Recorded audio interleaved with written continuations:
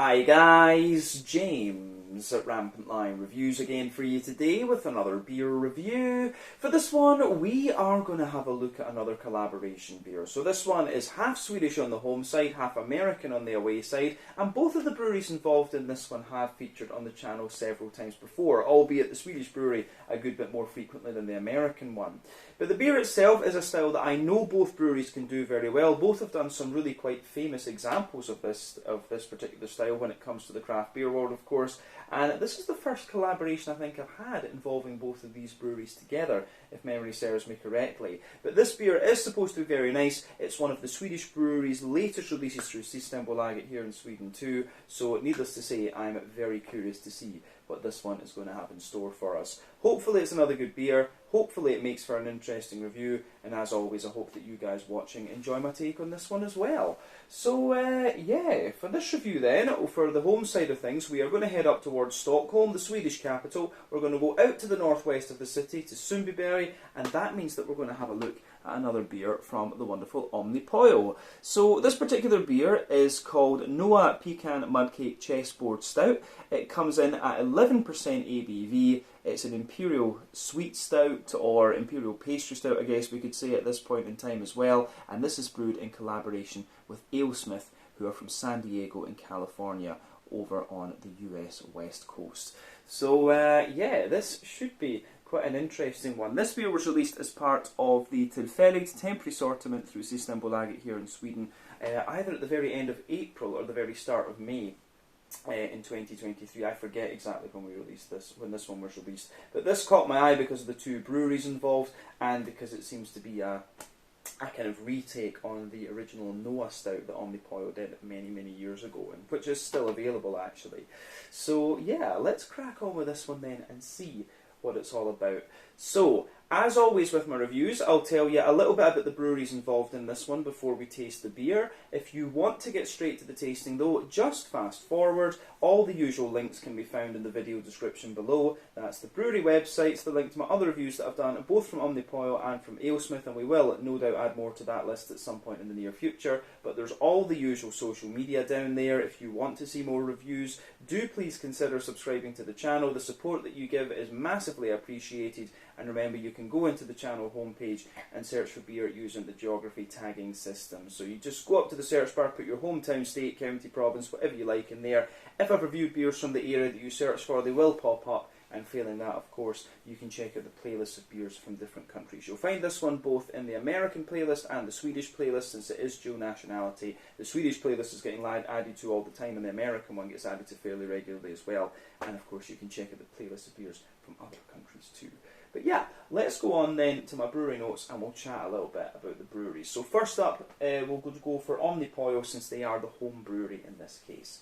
So, Omnipollo was founded back in 2011 by Henrik Fentier, a long-time homebrewer, and Carl Grandin, who is a clothing designer. But the two had been friends for a long time. They often used to discuss how insular the craft beer scene was in Sweden and abroad, and they decided that they wanted to start a brewery together and reinvigorate the craft beer scene, both from a stylistic and a gastronomical sense. And to be fair, over the years they have done that. They've done some really quite random beers, and the designs are very the designs on their labels are very distinctive these days as well. So the partnership between the home brewer and the designer was really quite logical for them in the end.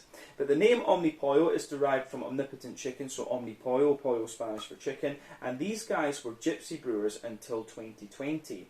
So a lot of their beer they were brewing at this time was brewed at the Prof Brouwerij in Lokris de Heefte, just outside of Ghent in Belgium. But quite early on, they opened the Omnipollo's Hat in Stockholm as a collaboration with Pizza Hut. It became quite popular in the city, and it had many different beers on tap from Omnipollo that you could only get there actually, and they had some very good pizza as well. And that is a place that I do want to go and do an out and about video for you at some point in the future. But in 2019 they opened up another bar in Hamburg in Germany, and also one in Gothenburg on the Swedish west coast, and they opened a bar in Tokyo in Japan soon after that as well. From what I understand, the Gothenburg bar is now closed. It is only the Hamburg and the Tokyo locations that are open, so I will need to go and check out Omnipollo Tokyo at some point in the future as well. But in March of 2020, they announced that they would open their own brewery in Sundbyberg, in a former church which had previously been home to Sundbyberg Sjuksbryggeri. But apparently the brewing capacity in this place started off at 100,000 litres of beer per year, but they've scaled it up now to be able to produce around 600,000 litres of beer per year. As of May 2023, when I'm filming this review for you, these guys have produced around 390 different kinds of beers. They do lots and lots of different styles, and some of the iconic beers I really would recommend that you try from these guys would be the Nebuchadnezzar, which is their West Coast Double IPA, the Fata Morgana, a New England Hazy Double IPA. That was one of the kind of iconic Swedish ones, I would say, when the whole style was taken off here, and then also the Noa, which is one of their big kind of cakey stouts. And if you can try anything from the Bianca series as well, you will certainly not regret that. The big Bianca Mango Lassie series of sour beers that they do is pretty damn good, actually. But yeah, that is everything I can really tell you about Omnipollo for the moment. One of the most recognisable Swedish craft beer brands these days, of course. So if you want to learn more, check out the brewery website, follow them on Facebook and Instagram to keep up to date on all the latest goings on, and you can, of course, check out the Untappd page to learn a little bit more about all the different beers that they've done. But yeah, let's go over to the American side of things now. We'll go and chat a little bit about Alesmith. So Alesmith, as I mentioned to you already, are based in San Diego in California, in the very southern part of the state, actually over on the US West Coast, and the company was founded back in 1995 by Skip Virgilio and Ted Newcomb. So the first brewery they had was in Cabot Drive in the Miramar area, and this was equipped with a 15 BBL system, and it also had an in-house tap room as well. But the company was then bought by Peter Zien in 2002, who's a certified Grandmaster Level 1 beer judge, and he became the brewmaster. But he had been a really well-respected and well-known home brewer in San Diego for a very long time, and he previously managed his family's home repair business. But at the time Zien purchased Alesmith, they were producing around 400 barrels per year, but the brewery have continually expanded, and by 2012 they were producing 15,000 barrels of beer per year, which is around 2.4 million litres. In 2015 they moved to a new 100,000 square foot facility, or 10,000 square foot, I'm not sure about that. They moved to a new, bigger facility in any case. I think I've messed up that number in my notes there. But that was a few blocks to the west, and this is fitted with an 80 BBL kit, which is around 12,700 litres, and they've got one of the largest beer tasting rooms in California there, apparently. But today, their annual output is around 35,000 hectolitres, and they're continuing to experiment with new recipes. And as of May 2023, when I'm filming this review for you, these guys have produced 560 different kinds of beer according to Untappd, but probably the most famous beer that these guys have done would be the Speedway Stout, and they've played around with this and done lots and lots of different versions of it, you know, Jamaican Coffee Edition, bourbon barrel aged edition, all of these kind of things. But Speedway Stout, I think, is probably the most famous beer that you'll come across from Alesmith. Old Numbskull, if I remember rightly, was the name of the barley wine as well, which is one that I really do need to try at some stage. But yeah, like I said, that is, I think, everything we can really say about Alesmith for the moment. Again, if you want to learn more about these guys, you can check out the brewery website, follow them on Facebook and Instagram to keep up to date with all the latest goings on, and you can check out the Untappd page to learn more about all of the different beers that they've done over the years. But yeah, let's go on then and have a little look at this beer itself. So, as you can see, the artwork on this one is quite distinctive. I actually wondered if Alesmith had a stout called Chessboard Stout, but I looked it up and it seems they don't. But yeah, you can see the distinctive Omnipollo Noa face on this one. They did have to rename that beer Aeon for a period of time, but I'm not sure exactly why. I think it was a copyright or something like that. But you can see this one is called, to give it its full name, the Noa Pecan Mudcake Chessboard Stout, 11% ABV, Imperial Pastry Stout. You can see on the back there are the Omnipollo and Alesmith symbols. Plain black top there, as we said, 330 millilitres. I forget what I actually paid for this one, but I want to say that it was about 80 Swedish kronor. So that is about €8, somewhere in the region of £7 sterling, and I guess $9 American. But one thing I will say is that the density, you know, the one thing I really noticed about this beer when I picked it up is you can feel how heavy and dense this thing actually is from just inside the can. But let's get it out and we'll get it into the glass and see what it's all about. But this is, I have the feeling that this is going to be a big fish. So, yeah, we will see what this one has in store for us. Let's do this. Oh, yeah, look at that. Damn, it's one of the thickest pours you'll see in a while anyway. There you are. So yeah, this pours like the old school Omnipollo cakey stouts used to. This is a bit of a throwback to sort of 2015, 2016 when I was just getting into the Swedish beer scene. But yeah, this is pretty damn impressive. So before it disappears, the head on this one, this beer is poured with about 1/4 to a 1/3 finger of a frothy, very dark, very dark tan head there. It's almost like a cocoa nibby colour, you can see that there. But it looks very, very nice actually. One or two big bubbles. Sticking toward the side of the glass as well, and a few little ones going up toward the surface there, but not too much in the way of visible carbonation with this one. But the foamy bubbles in the head are extremely small, very, very foamy. But in terms of the colour of this beer, this one is definitely a kind of dark ebony rosewood colour. I don't think there's any doubt about that. Pretty much black as night, to be honest with you. Remember, the colour of your beer depends on a few things. One, the type of malts that you use. This goes a long way to determining your EBC rating. Two, length of your wort boil is also going to play a role, because the longer you boil the wort, the more the sugars caramelise, and thus you get a darker coloured beer. Any barrel aging that you do or adjuncts that you put into the beer will, of course, affect that too. But with this one, I think probably there's no transparency to this beer at all. Even if you shine the light through it, it doesn't even show you a little bit of that kind of Coca-Cola coloured edge or whatever. But yeah, this one, I think the kind of darkness and stuff in this beer will be due to the presence of like wheat and the adjuncts and stuff like this. So probably some of the darkness of the beer comes from the adjuncts, but in truth, it's very difficult to affect the colour of a black beer, such as a stout or a porter, by adding the adjuncts in. But let's have a wee look at the aroma of this one then, and see what it's all about. Oh yeah, this thing, you can see the lacing this is leaving on the edge of the glass. Just look at that. This is a big thick, it's a big thick bugger of a beer, this one. Now I have to say, first off, the aroma of this one, it's not too pungent actually. It's got a lot of depth to it. I'm just looking at the ingredients list on this one. It contains barley, oats, pecan and milk sugar. I'm not sure what the main difference between milk sugar and lactose is. I'll need to look that up, to be honest with you. But yeah, aroma wise, this one is very, very nice actually.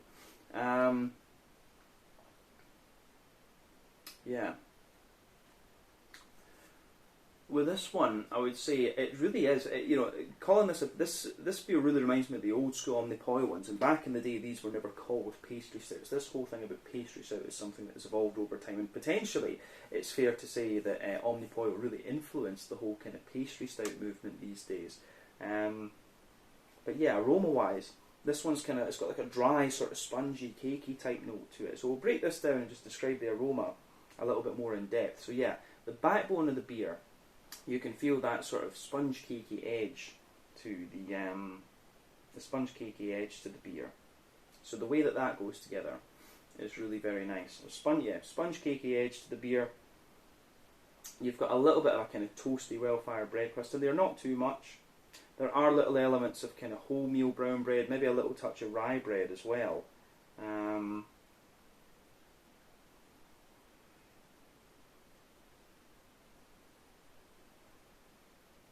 So yeah, as I say, the backbone of the beer is like a kind of dry, sort of chocolatey, cocoa nibby, dusty kind of sponge cake.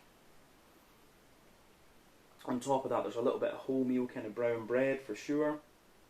You've got a lot of kind of dry chocolatey notes in there, like I said. You've got a mix of milky kind of chocolate as well, a sort of 30-40% cocoa chocolate, but then you've also got a kind of 70-80% cocoa chocolate coming out of this one as well.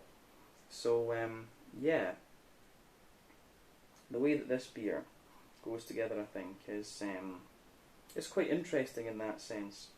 There is a little bit of the nutty character coming out of this one, but the nuts are very, very subtle. I find this beer to be more about the kind of sponge cakey type qualities actually. On top of that, you've definitely got a little bit of a kind of brown sugary character coming out of this one. There's a little bit of a kind of dry, toasty brown sugary character coming out of the beer as well. So yeah, lovely kind of dry, toasty, brown sugary notes. There's a little bit of a leathery character in there as well. So I'd be curious to know. I suspect from the aroma and just from how thick this thing is, this is probably a double mash Imperial Stout. Could even be a triple mash Imperial Stout. You never know. But yeah, the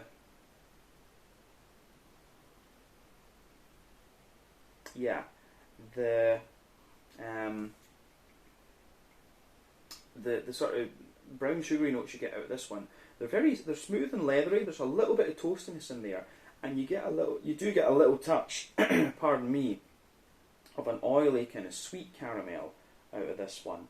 So yeah, the way this beer goes together actually is very, very nice in that sense. But yeah, lots and lots of kind of subtle flavours coming out of this one, which I do like. Yeah, interesting aroma, I have to say. Yeah, other than that, I don't know if there's too much to say about the malty side of things. Like I say, this is not the most, how would we say, it's not the most complex of stouts, I think, that I've had from Omnipollo. I think this is going to be one of these beers that gives you a lot more complexity in the flavour than it does in the aroma, to be honest with you. It has a little bit of an almost slightly dry coffee bean note to it as well. Yeah. Other than that, as I say, I don't think there's too much to say about the. I don't think there is too much to say about the hoppy, so, the malty and yeasty side of things in this beer. Sorry, let's look at the hoppy side of things. The hoppy character in this beer, of course, an Imperial Stout is not the most hop-forward style of beer, but you do get a little bit of hoppy character out of this one. There's a little bit of smooth earthiness in there, a little bit of a kind of herbal character, and then you've also got a wee bit of floral note and kind of grassy character to it as well. So yeah, the way that goes together, I think, is really quite nice.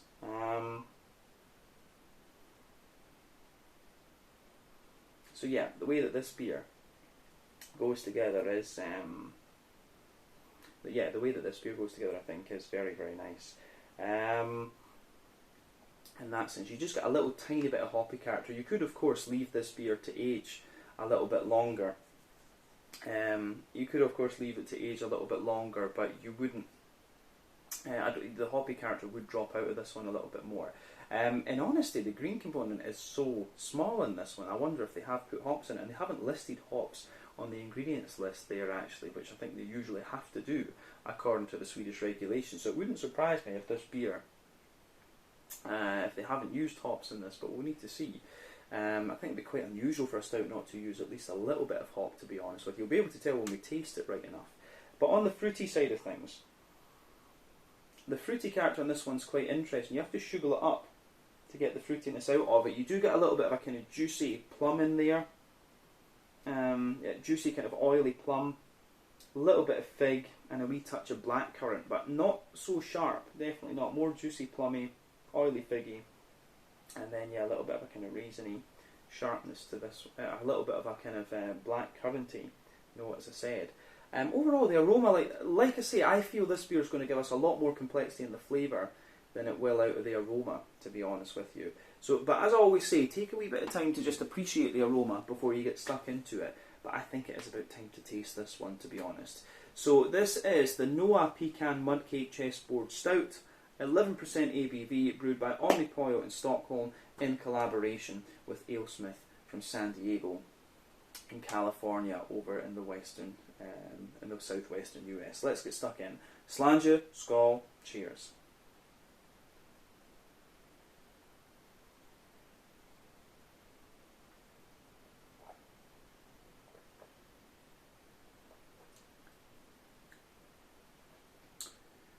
Yeah, it's pretty damn nice. It definitely is a little bit of a throwback to the more old school stouts that Omnipollo did back in the day, but it does have a wee bit more of the kind of modern pastry stout quality to it as well. Yeah, I've not had a beer like this from Omnipollo in quite some time, I would hasten to add.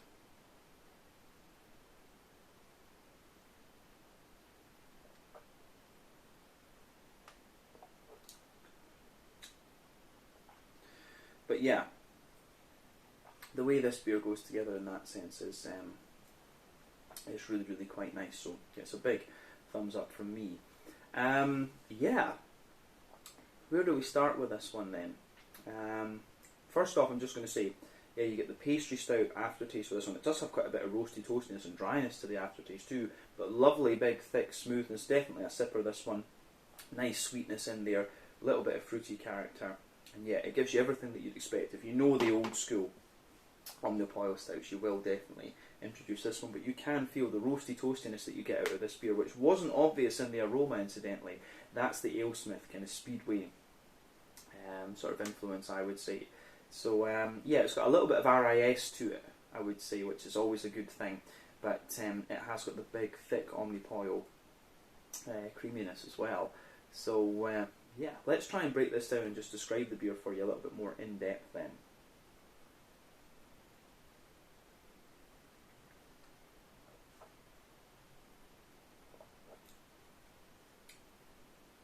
So, in terms of we'll go for the middle third of your palate first, just to break this beer down. So, first off, you can feel there's that nice kind of, the backbone of this beer is absolutely like an old school RIS, roasty, toasty, well-fired, dry, bread crusty backbone. That sits on the backbone, that forms the backbone of this beer. Going further forward from that, so when you move further forward into the into that middle third of your palate, you can feel there's a little bit of woody character in there. There's also a little bit of nuttiness as well, which is good.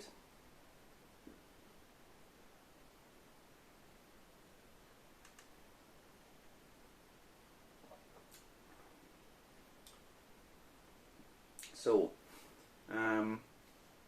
yeah, you can feel further forward, within that roasty, toasty, well-fired bread crust, further forward, you get a little touch of woodiness there and a wee bit of nuttiness. But then above that, you can feel there's like there's a layer of like quite a kind of dense and caramelised, there's a layer of quite a dense and caramelised kind of rye bready character, and that gives you a little bit more dryness on top of the bread crust. But then above that, you start to get the cakey side of this beer, so you can feel there's a little bit of a kind of dry sponge cakey edge to this one. There's a bit of a fluffy, and then above that, the next layer up is a kind of sweeter sponge cake. So it's a mix of like a chocolate and caramel sponge, something like that. Within that sort of sponge cakey layer, you start to get some of the nutty elements coming out of the beer, which are nice.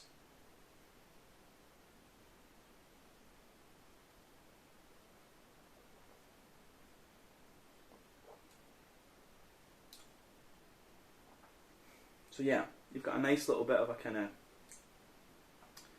you do have a lovely little bit of a kind of nutty character within that sponge cakey layer. And then above the sponge cakey layer, you have a little bit more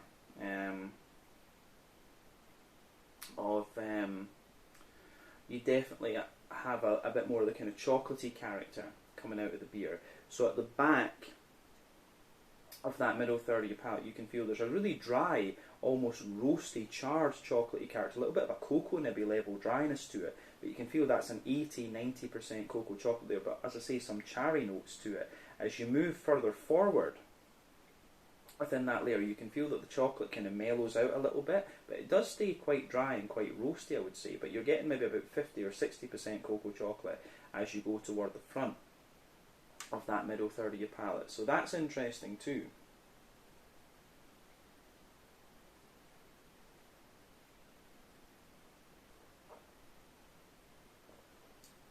So, yeah, on top of that, you've got a lovely little bit of, you do have a nice little bit of a kind of, you can feel the sort of leathery brown sugars sitting on top of the chocolate there. So you've got this really leathery, thick brown sugary character there, which could indicate a slightly longer wort boil. But I also get the impression from this beer, from the mouthfeel, that it's double mash. You know, just the stickiness and stuff of it gives you that. Usually, as I always say, when you give beer a longer wort boil, you'll get more leathery brown sugary notes out of it. So you do get some of that on the base layer of the brown sugar in this beer. Above that, you've got a little bit of a kind of sweeter, toasty brown sugar as well. And then in the dead centre of your palate, you've got a little circle there. You've got sweeter caramel kind of underneath, and then in the very epicentre of your palate, you've got that highly caramelised treacle molasses sort of thing coming out of this one. So the complexity of this beer really sits in the middle of your palate with this beer, in the middle third of your palate. And the thing is, it is, in some ways, this beer, when you first take the beer in, it is very much like some of these old school Omnipollo, big sweet cakey stouts, but this one's got a lot more kind of old school roasty toasty RIS character to it underneath. So that's worth bearing in mind too.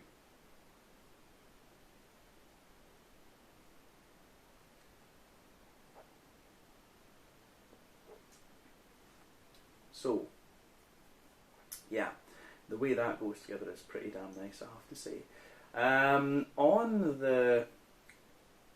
In terms of the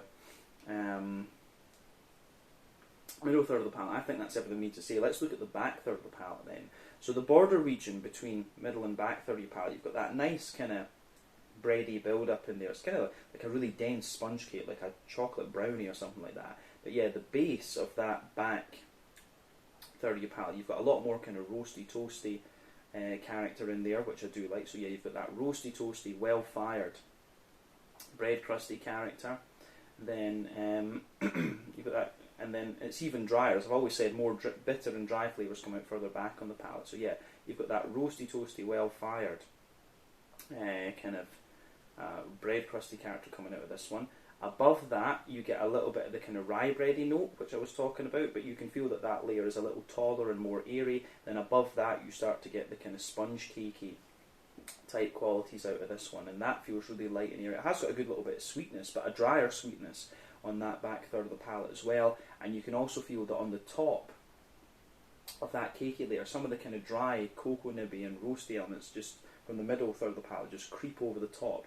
And above, pardon me, everything else that you get on that back third of the palate, you've got some of the yeasty notes coming out of this one. So like sweet kind of farmhousey bread in there, roasty, toasty, brown sugary qualities, and yeah, the way that goes together is quite nice. It's got a little bit of an almost honeycomb thing. I always get honeycomb on the back third of the palate for some reason, but definitely you can feel the flavour on that back third of the palate is taller. Then as you come further forward into the middle third of your palate, it just kind of condenses down and squashes together a little bit more.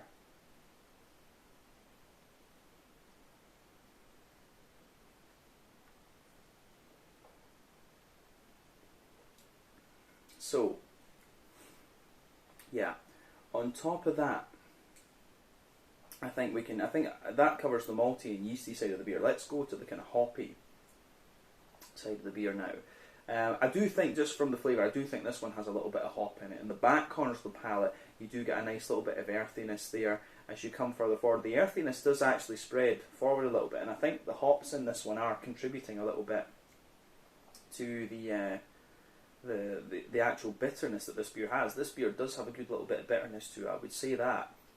Bitterness and dryness. Wouldn't be surprised. I wonder if there's a little bit of English Fugel in this one, because it does have a wee bit of an almost ashy character on the sides of the palate. I'd be curious to know that. But anyway, as you come further forward, you get that kind of earthy note there. It gives you a little bit of ashiness and then a little bit of herbal character. And as you reach the front corners of your palate, you're getting a little bit of floral aromaticity there. But round the front curve of the tongue, it's a little bit lighter and grassy, and it's quite an oily. Grassy character that comes out of this too. So yeah, the way everything goes together in that sense, I think, is really nice.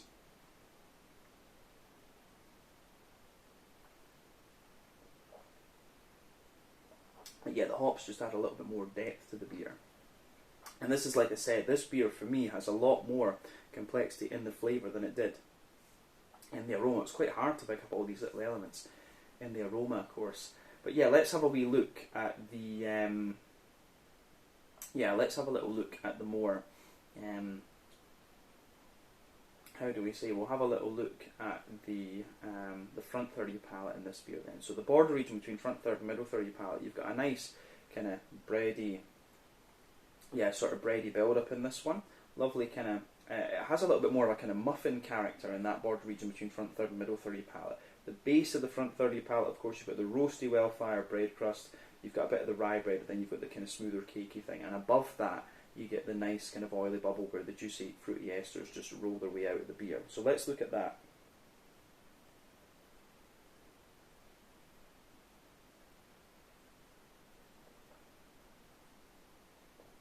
So for me, the fruity side of this beer is really quite nice actually. So at the back of that front third of your palate, you get a lot of juicy, for me I get a lot of juicy plum, and the fruits are really, really juicy. You're not getting so much in the way of kind of dried fruit out of this one, just a little bit. So you've got a bit of plum in there, you do have a slight little bit of dry prune underneath, but then as you reach the middle of that front third of your palate, it's got this lovely kind of oily, figgy character. And then as you move into the kind of front half of the front third of your palate, you've got a kind of oily black currant underneath, then a big juicy black berry sitting on top of that, which is really nice too. So yeah, I like how that goes together actually.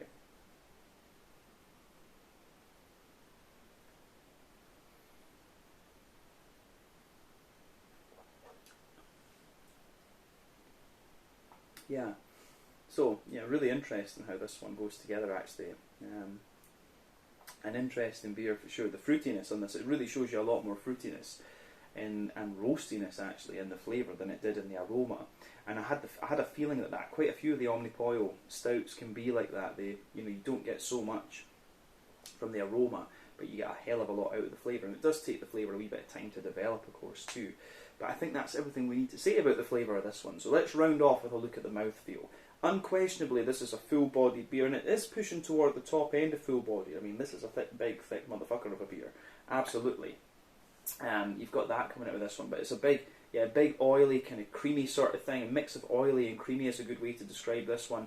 Very smooth carbonation, that's it. In terms of the IBUs, this beer does have a good little bit of IBU to it. Some of it from the roasty malty character, some of it from the hoppy side of things.